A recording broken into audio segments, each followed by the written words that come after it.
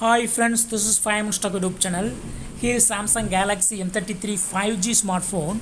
In this video, we will learn how you can take super slow motion video in your phone Samsung Galaxy M33 5G.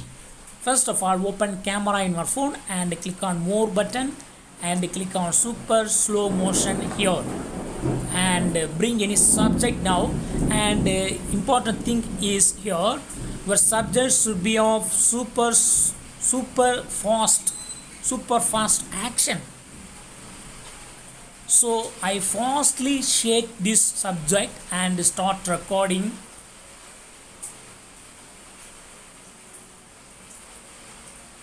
It will record only up to 8 seconds and automatically stopped and play the video now. See here, my super fast action is now super slow. In this way, you can easily take super slow motion video in your phone Samsung Galaxy M33 5G. I take another one now. Have a look at.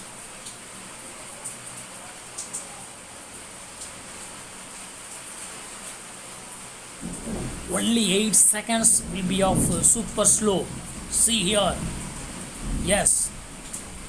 The fast shaky is now very super slow. In this way you can easily do it. That's all friends. Thanks for watching. Bye.